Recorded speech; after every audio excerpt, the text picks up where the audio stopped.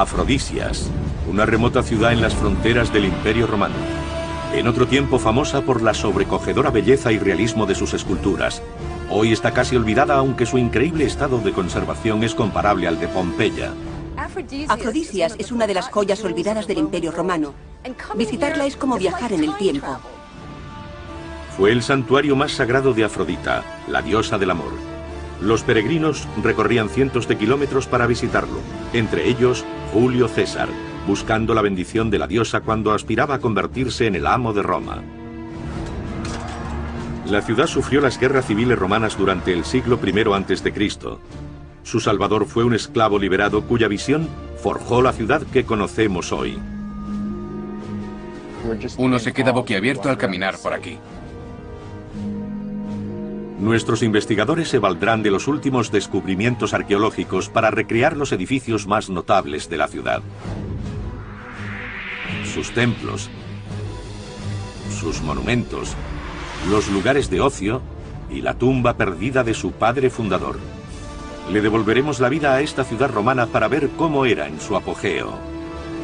Desde la preciosa arquitectura de sus santuarios hasta los sangrientos espectáculos para satisfacer a su pueblo. Este es el mundo perdido de Afrodisias.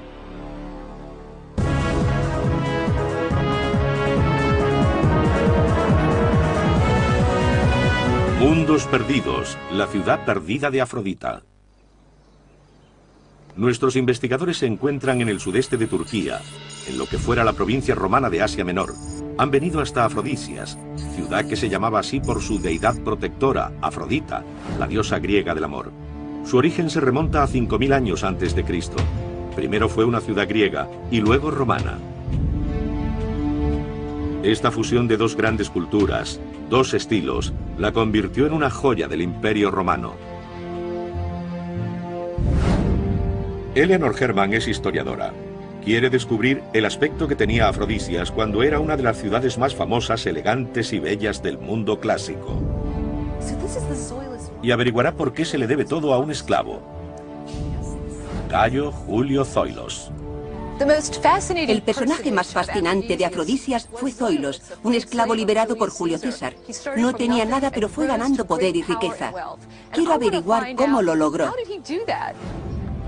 Jesse Karp es ingeniero de estructuras. Quiere descubrir cómo se edificó una ciudad tan increíble. Se adentrará en los secretos de los maestros constructores romanos. Quiero descubrir cómo hacían estas obras tan grandes. Cómo ensamblaban la piedra sacada de un precipicio y traída hasta este lugar. La labraban y construían. Uno piensa, ¿cómo es posible obtener esto de un bloque de piedra? Pero lo hacían. Jesse y Eleanor trabajarán con un equipo de arqueólogos financiado por la Universidad de Nueva York que ha estado cartografiando, conservando y restaurando la ciudad desde el principio de las excavaciones en 1961. Se valdrán de los últimos descubrimientos para recrear un mundo que no hemos visto en 15 siglos. Jesse se encuentra con el arqueólogo Chris Rate en el lugar más alto de la ciudad. Aunque parcialmente oculta por la maleza, desde aquí se puede ver la disposición de Afrodisias. Hay buena vista desde aquí, de toda la ciudad. Nos encontramos en el centro de la ciudad y las zonas públicas estaban rodeadas de barrios residenciales con trazado en cuadrícula. Hemos descubierto esa disposición en los años 90 mediante estudios geofísicos en las zonas no excavadas de los bordes de la ciudad. Has dicho trazado en cuadrícula, pero ¿ese no es un concepto moderno? En realidad es un sistema empleado en la antigua Grecia para asegurarse de que los colonos de los nuevos asentamientos tenían el mismo lote de tierra. También proporcionaba el marco necesario para el desarrollo monumental del centro de la ciudad, que tendría lugar un siglo y medio después de su fundación, gracias a la iniciativa de Zoilos, quien pagó la construcción de las primeras plazas públicas monumentales. Este trazado tan moderno tiene más de 2000 años de antigüedad. Nos sugiere un planeamiento y organización centralizados. Pero ¿cómo logró un esclavo liberado como Zoilos alcanzar tal importancia y reunir la riqueza necesaria para rediseñar su propia ciudad? Eleanor quiere descubrirlo. La esclavitud siempre fue un aspecto importante en la economía de la antigua Roma, pero lo que muchos no sabemos es que había distintos tipos de esclavos. Si tenías mala suerte, podías ser esclavo de galeras, remando en un barco de guerra con una esperanza de vida de unos meses. Podías convertirte voluntariamente en gladiador y luchar. En ese caso, si sobrevivías, podías ganar la libertad. Los gladiadores liberados eran algunos de los hombres más famosos de Roma. Pero para los esclavos con educación había otro camino hacia la libertad. Y precisamente ese es el que siguió Zoilos. Trabajando duro y prestando sus fieles servicios, un esclavo podía conseguir un puesto de autoridad e influencia en casa de su amo y llegar a ganarse su libertad. Era muy común que los amos liberaran a los esclavos tras décadas de leal servicio. Creo que Zoilos era muy inteligente, astuto y trabajador, y acabó siendo liberado con mucho poder y dinero. Entonces regresó a su ciudad natal y construyó lo que vemos actualmente. El principal factor del ascenso de Zoilos fue su amo, el hombre más poderoso de Roma, Julio César. Parece que pasó a formar parte de su séquito antes del año 60 a.C. 2 años más tarde acompañó al César cuando avanzó con sus legiones hacia el oeste. Seguramente Zoilos le llamó la atención durante la sangrienta campaña de 8 años para someter a la Galia e invadir Britania. Fue un momento crítico para Zoilos y para Afrodisias. Igual que los demás aristócratas romanos, Julio César creía que era descendiente de los dioses. Casualmente, su diosa protectora era Afrodita, llamada Venus por los romanos. Seguramente este vínculo fue el que motivó que Julio César le hiciera un regalo a la ciudad natal de Zoilos, cuya imagen aún se encuentra en varias estatuas y frisos de la ciudad. Era una estatua de oro del dios alado Eros, hijo de Afrodita y Ares, el dios de la guerra. El regalo de Julio César marcó el principio de la transformación de Afrodisias de un pequeño pueblo griego a ser una flamante ciudad romana llena de mármol.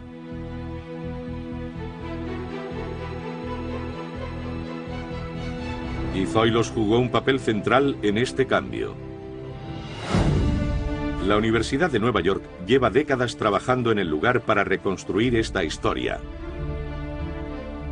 Afortunadamente ha sobrevivido una gran prueba: los restos de un friso hermosamente esculpido que se cree que adornó la tumba de Zoilos. Heather Turnbow, experta en las tumbas de la ciudad, ayuda a Eleanor a interpretar lo que el friso cuenta de la vida de Zoilos. Aquí tenemos a Zoilos. A su izquierda está Andrea. Aquí vemos el nombre. Es la representación de la valentía y el valor militar. Como puedes ver, le está entregando este escudo. Al otro lado está la figura de Timai, que simboliza el honor y representa los privilegios y la riqueza que ha obtenido. ¿Qué me dices de las figuras que tenemos aquí? Tenemos a Demos, el pueblo, y al otro lado Polis, la ciudad. Representa el viaje de Roma a Afrodisias, cuando regresó a su ciudad con toda la riqueza y el poder. Fue recibido con honores por la gente. El friso representa las diversas facetas de Zoilos: guerrero, benefactor, diplomático y líder. Los arqueólogos creen que el friso es uno de los 4 que ocuparían los lados de la base de un gran mausoleo. La elegante construcción de 3 alturas habría tenido una cámara de más de 4 metros cuadrados en la base, cubierta por unas columnas soportando un techo piramidal. Servía para que la ciudad recordara al hombre y lo que le debía. A continuación, nuestros investigadores rastrean la trayectoria de Zoilos de esclavo a hombre de Estado. Con ella seguiremos la transformación de la ciudad de modesta colonia griega a joya del Imperio Romano. Y en el centro de esta historia, el asesinato del más grande general de Roma en el año 44 a.C.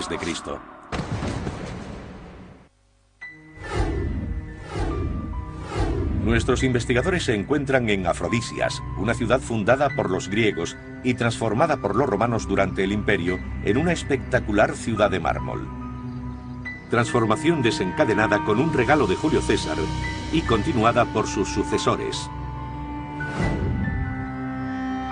En marzo del año 44 a.C., Julio César, dictador vitalicio de la República de Roma, llegaba al Senado. Casi de inmediato fue abatido por un grupo de senadores desafectos. El imperio se sumió en el caos mientras diversas facciones políticas luchaban por el poder. Aprovechando la disputa por el liderazgo, su mayor rival, el Imperio Parto, atacó por el este.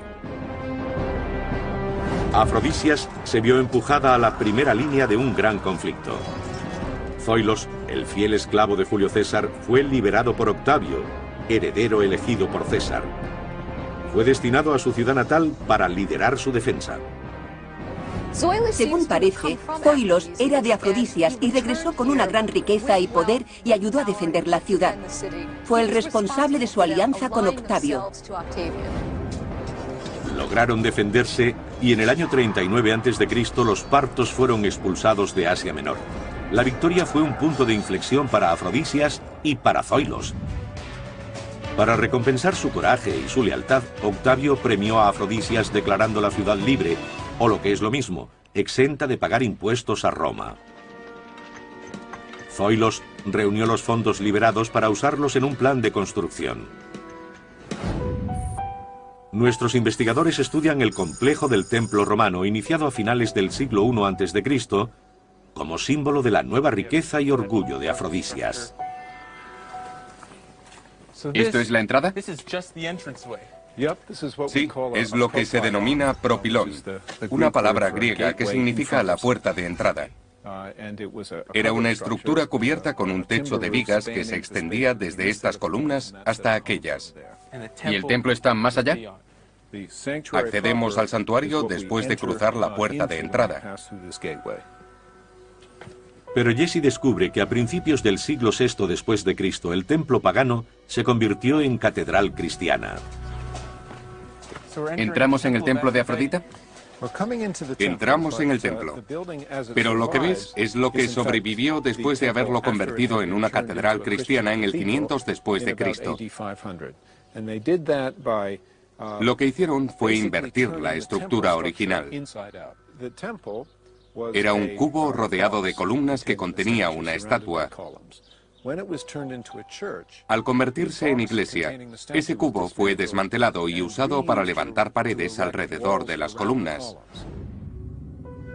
Mirando la planta podemos separar los añadidos del siglo VI para ver el templo pagano construido por Zoilos 500 años antes.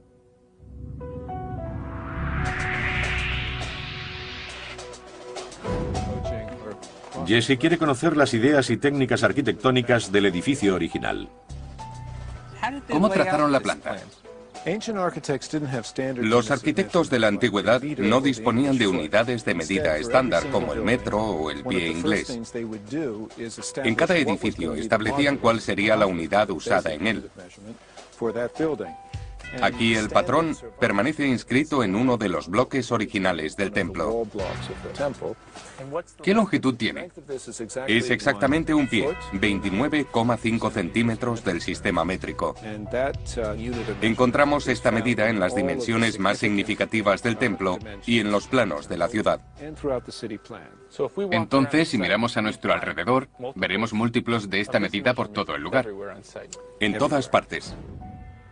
La unidad garantizaba que los bloques de los edificios siguieran la misma medida. Las técnicas que usaron le sonarían a cualquier constructor moderno. ¿Qué tipo de tecnología emplearon para mover estas enormes piezas de mármol? Prácticamente la misma que se usa hoy. Bloques, aparejos, andamios, grúas. La única diferencia es que no estaban mecanizadas. Las columnas fueron un motivo central del templo pagano y de la posterior catedral cristiana. Si no eran rectas y firmes, su capacidad para soportar el peso se reducía considerablemente, convirtiéndolas en vulnerables ante cualquier temblor. Para que las piezas que formaban las columnas se mantuvieran rectas, las perforaban en el centro. Las sellaban con plomo fundido para aislarlas del óxido y las unía a un eje de hierro. Con esta técnica los constructores levantaban columnas muy elegantes para los estándares de la época. Su altura era 7 veces superior a su anchura. Actualmente se usa un sistema de sujeción similar. Fijamos las casas a los cimientos, que están anclados, por decirlo de algún modo. Cumplen la misma función. Una vez terminado, el templo de Afrodita se convirtió en la pieza más importante de la ciudad. Un asombroso edificio de mármol de 29 metros de alto por 8,5 de ancho, rodeado por 42 columnas. Ya que sabe cómo se construyó el templo y su aspecto exterior, Eleanor empieza a investigar lo que sucedía en su interior. Heather le enseña a Eleanor que Zoilos dejó constancia de su presencia en la piedra. Así que este es el templo de Afrodita, el punto alrededor del cual creció toda la ciudad. Estamos entrando en el templo de Afrodita, por la que fue la puerta de acceso a la iglesia cristiana. Esta es una pieza interesante de la fase inicial, cuando era un templo. Formaba el dintel del pasillo que iba hacia la cámara del templo, donde se guardaba la estatua de Afrodita. Hemos encontrado una inscripción que ahora casi no se ve, en la que se da fe del hombre que financió el edificio, Zoilos. Sauter Kai Eiurketes, Salvador y Bienhechor. Entonces era la parte más sagrada, el altar, y estaría situado ante nosotras. Sí. Sería una sala cerrada en este extremo, rodeada de columnas. Y creo que no estaba abierto al público en general, sino que quedaba reservado para los sacerdotes, ¿verdad? Cierto, el altar estaba fuera, en la parte delantera del edificio, en el patio situado delante de la sala, donde se celebraban los rituales públicos y donde los sacerdotes hacían los sacrificios. Había más espacio para la gente. Cuando pienso en Afrodita, me imagino la voluptuosa diosa del amor y el sexo. Una hermosa mujer desnuda. ¿Era ese el aspecto de la estatua?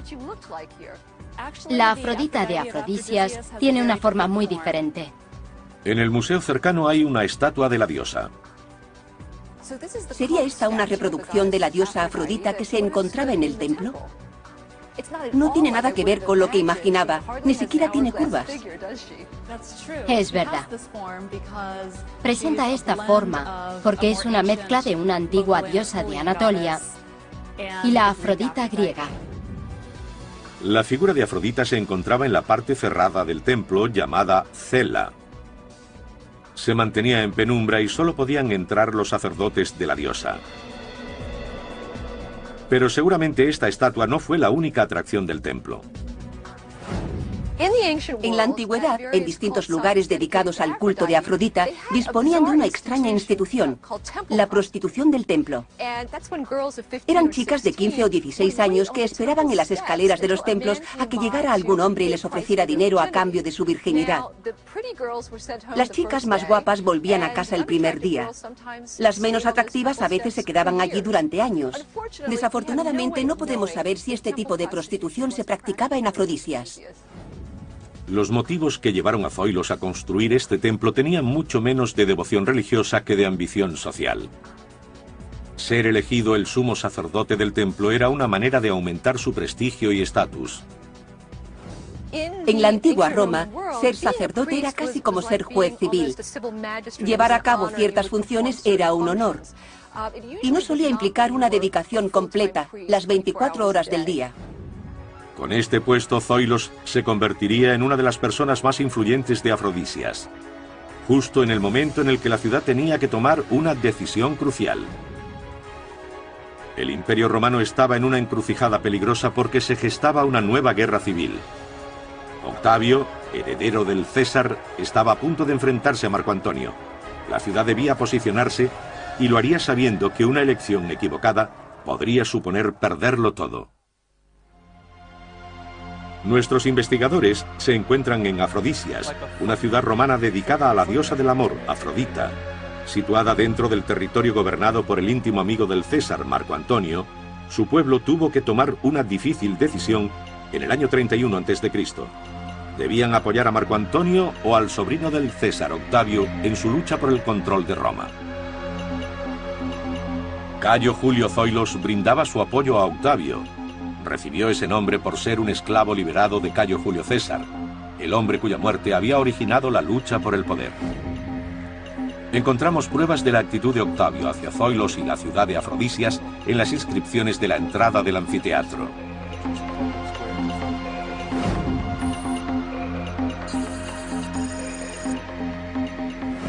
Eleanor Herman, historiadora, se reúne con el jefe de arqueólogos del equipo de la Universidad de Nueva York, Chris Rate, para conocer más. Estamos llegando a la entrada principal del teatro, donde vemos una serie de inscripciones que incluyen copias de correspondencia oficial, entre las que hallamos una carta de Octavio que empieza diciendo: ya sabéis cuánto aprecio a mi Zoilos. Al final de la carta reza: he escogido esta ciudad entre todas las de Asia para que sea la mía. Se refiere a la ciudad de Afrodisias. Esta carta fue escrita antes de la fundación del Imperio Romano. Octavio desde el oeste de Italia y Marco Antonio desde el este y Grecia luchaban por el poder. Estos documentos atestiguan el esfuerzo de Octavio con la ayuda de Zoilos para ampliar su influencia en el territorio de Marco Antonio.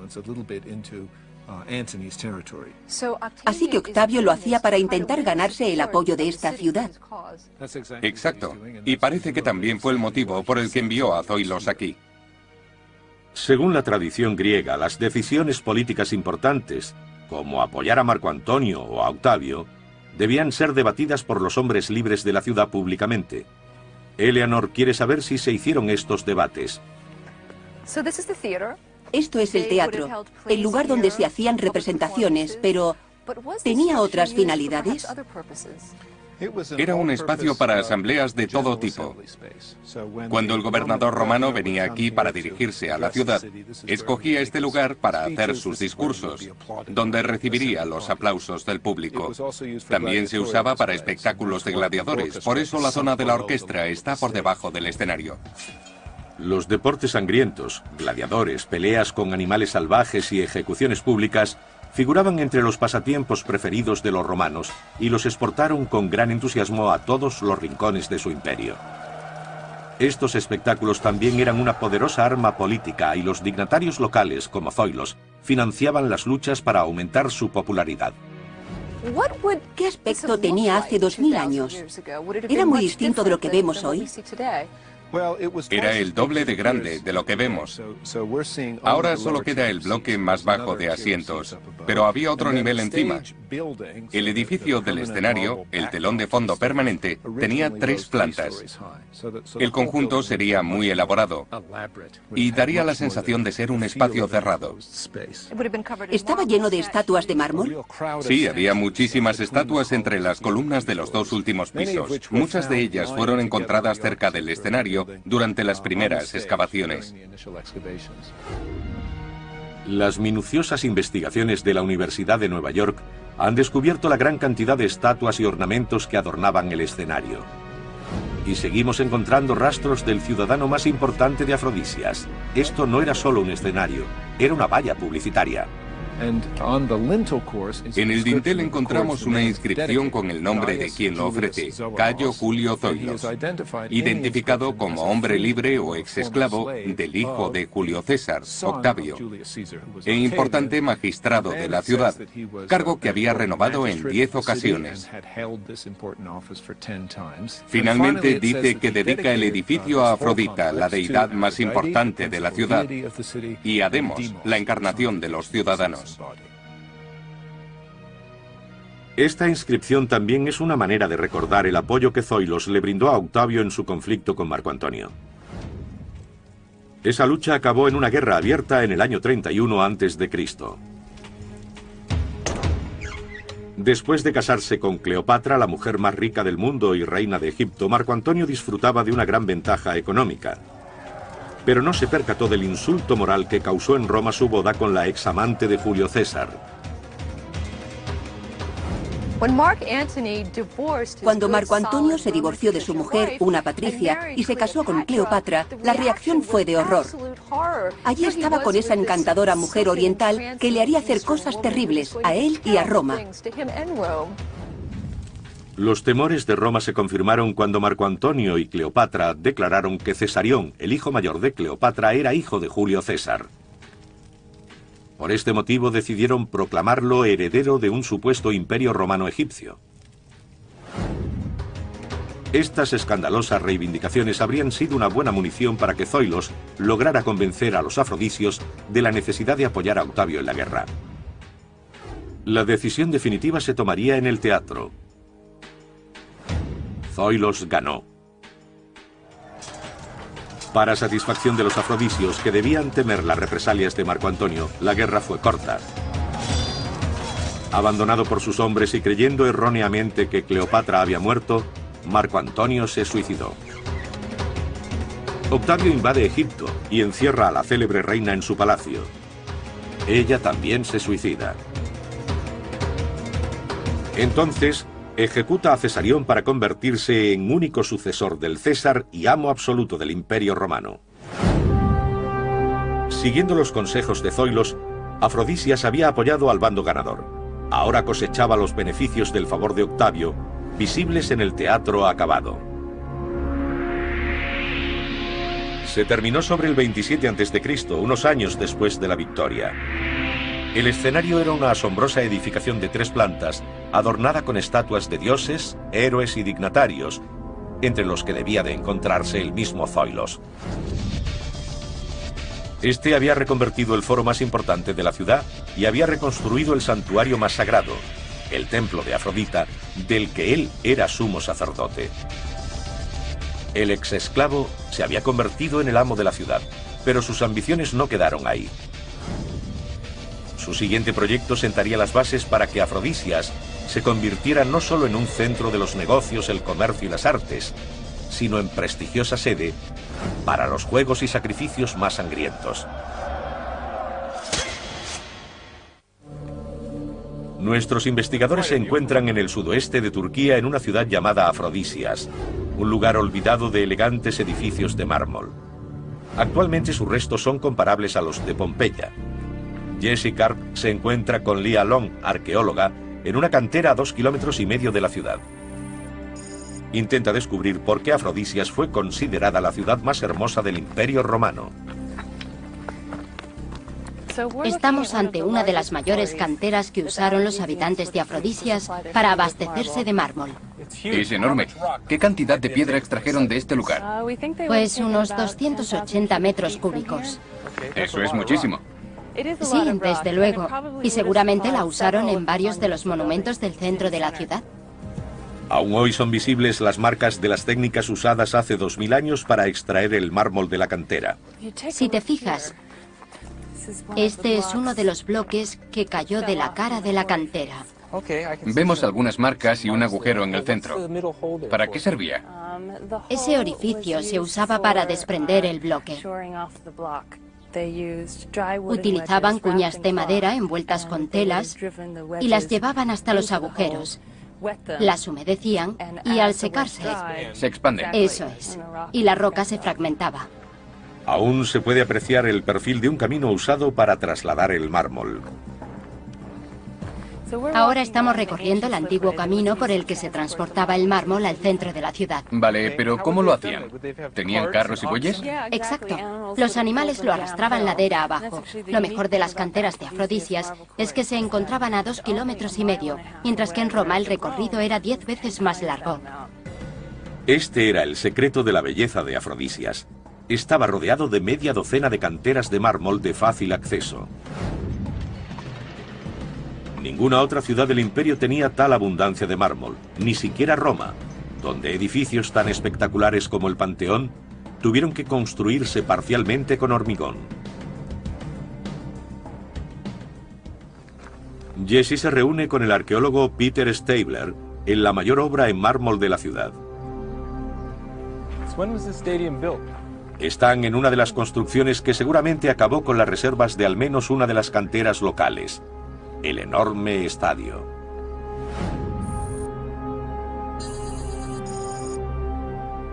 ¿Cómo se conserva el estadio?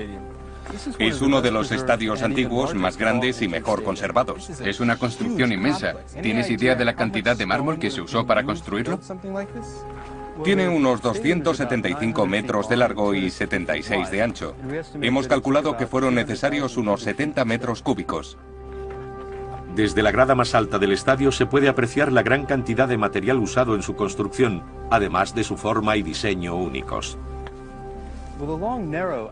El aspecto largo y estrecho es una característica típica de los griegos. Todos sus estadios son así. Las construcciones romanas eran ovaladas. Este edificio es una combinación de los estilos griego y romano. ¿Qué hace que sea tan particular? Tiene dos extremos que terminan en curva y los lados, que deberían ser rectos, no lo son. Salen un poco. De este modo se conseguía que los espectadores de los lados tuvieran buena visibilidad de toda la pista. Usando la longitud de un estadio griego y el perímetro de la circunferencia de un circo romano, los constructores afrodisios crearon un híbrido. Un estadio mucho más largo, con los extremos redondeados, que fusionaba lo mejor de las arquitecturas romana y griega. Decidieron mezclar estas dos formas para acoger tanto los sangrientos deportes romanos como el atletismo tradicional griego. El estadio se usaba para dos tipos de actividades. Primero, las atléticas. Como las Olimpiadas.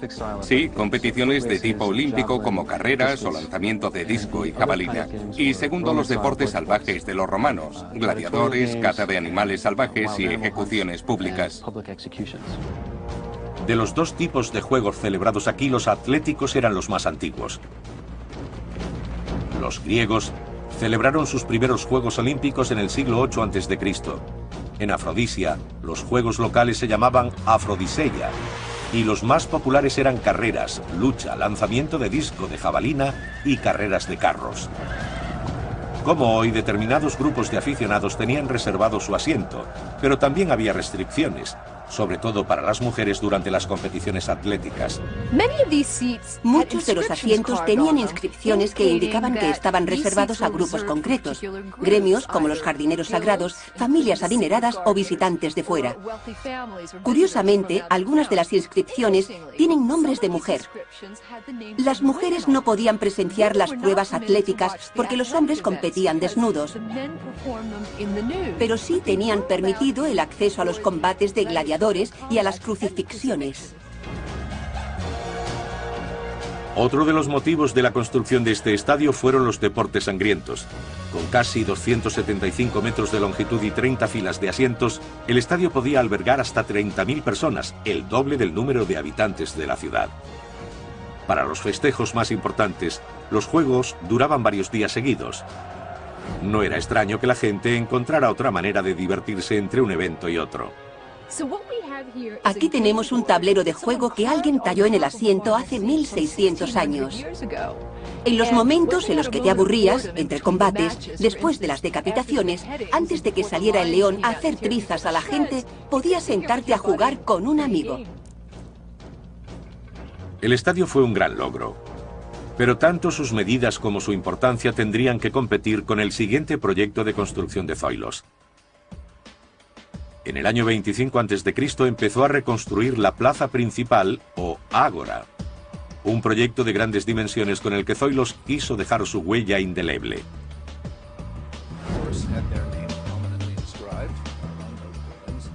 Eleanor Herman y el arqueólogo jefe Chris Rate estudian el ágora.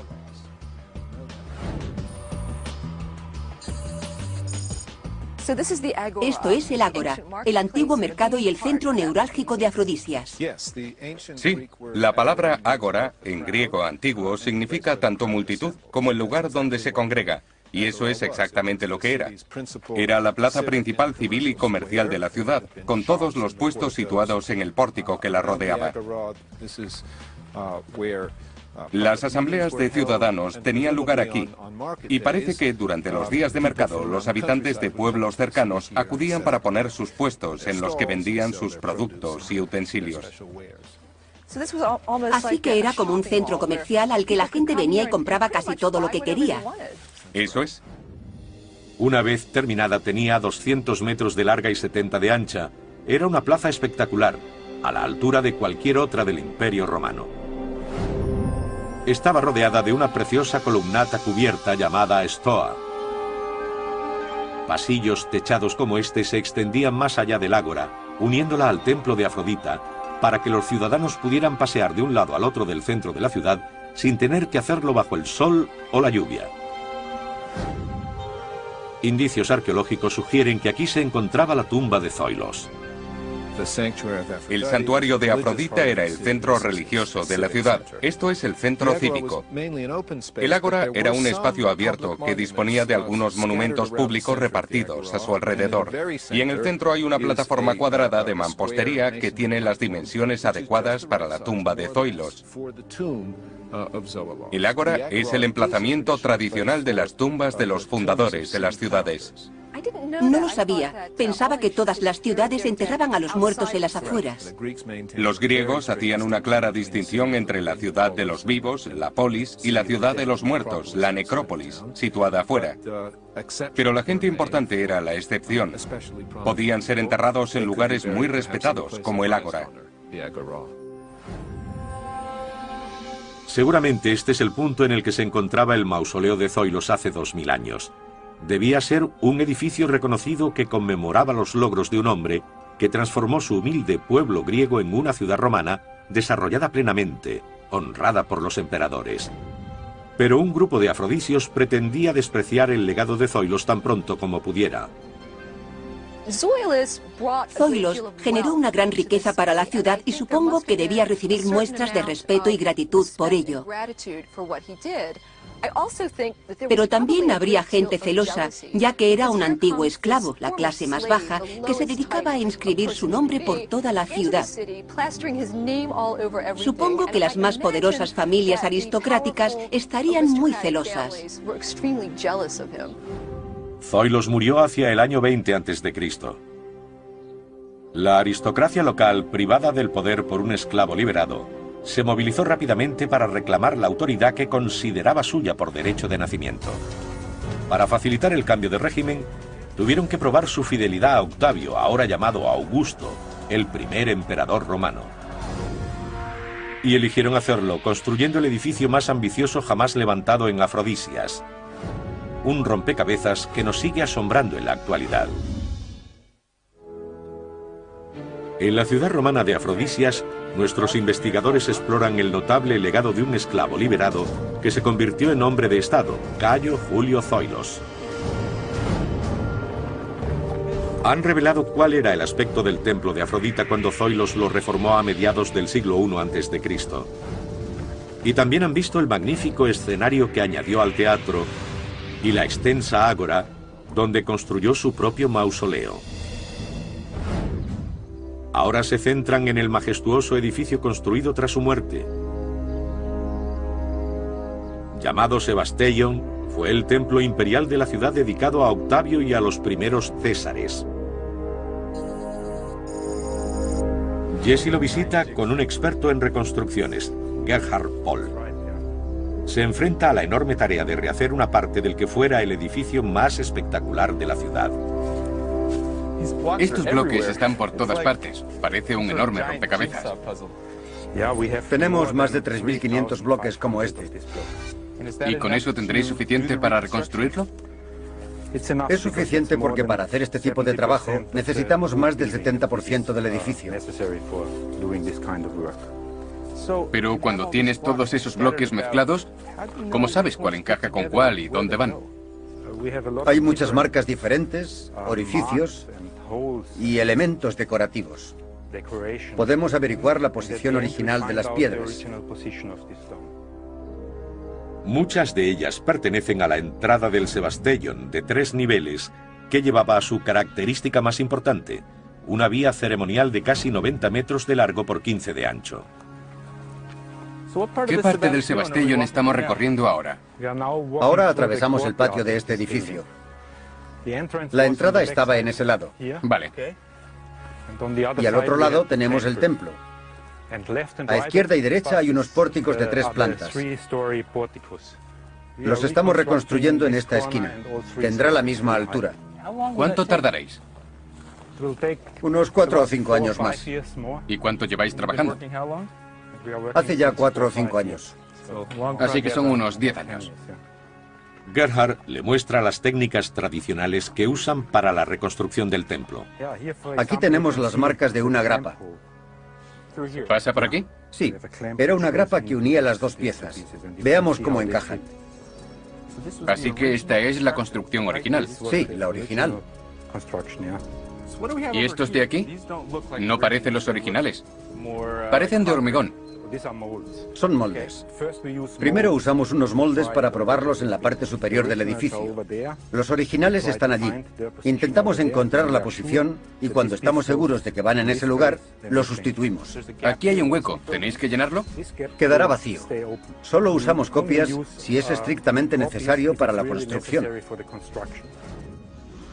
Esto es lo que Jesse habría visto hace 2000 años cuando el Sebastellón estaba terminado.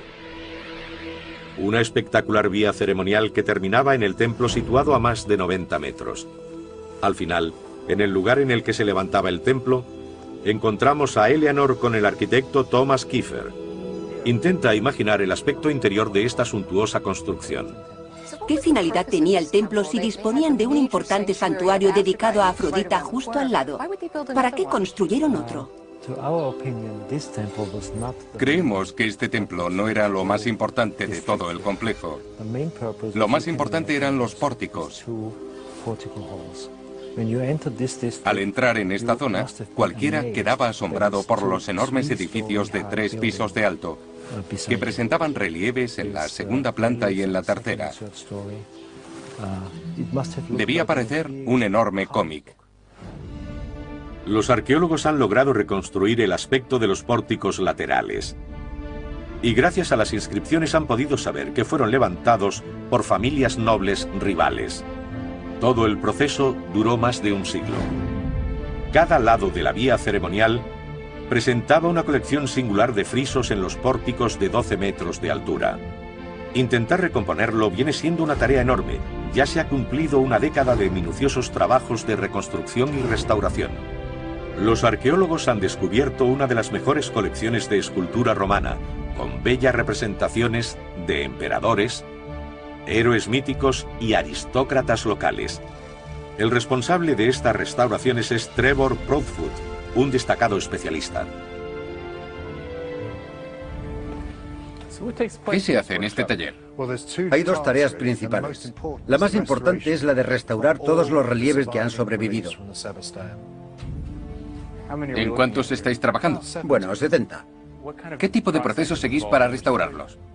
Lo que hacemos es eliminar las restauraciones antiguas, lo que se les hizo en los años 70 cuando se encontraron. ¿Estaban mal hechas? No necesariamente. Creo que podrían haber usado mejores materiales. ¿Qué está haciendo? Está eliminando el poliéster. Es una resina que se puede quitar y la estamos retirando con un producto químico. Trevor y su equipo de restauradores también hacen copias de todos los frisos que se han encontrado en Afrodisias. Este es el segundo programa de trabajo. Estamos haciendo réplicas de 15 de los relieves del Sebastellón. ¿Esto es un molde? Sí, es un molde de silicona de uno de los relieves de la restauración del Sebastellón. ¿Puedo tocarlo? Claro que sí. Es muy maleable. Sí, pero a la vez muy resistente. Podemos quitarlo sin tener que romper el molde. Se puede rellenar con aglutinante y polvo de mármol para hacer las réplicas del mármol. El Sebastellón, el lugar en el que estaban expuestos estos magníficos frisos, se terminó en el año 60 después de Cristo. Era una estupenda construcción de mármol, la mejor propaganda visual, una declaración de la devoción de la ciudad a los emperadores romanos. En el siglo III después de Cristo, Afrodisias estaba en su mejor momento. Custodiado por la estatua de oro de su hijo Eros, el santuario de Afrodita se había convertido en uno de los más ricos y célebres de Asia Menor. A su alrededor, una ciudad bulliciosa y cosmopolita seguía creciendo hasta el siglo VI después de Cristo, y fue notoria por sus maravillosos edificios de mármol. Pero el declive de la civilización romana, las invasiones por el este y una serie de terremotos redujeron la brillante ciudad de mármol a unas ruinas olvidadas. Ahora, 15 siglos más tarde, hemos podido apreciar el esplendor oculto tras este mundo perdido. Y hemos desvelado la notable historia de un esclavo liberado que reconstruyó la ciudad de Afrodisias a su propia imagen.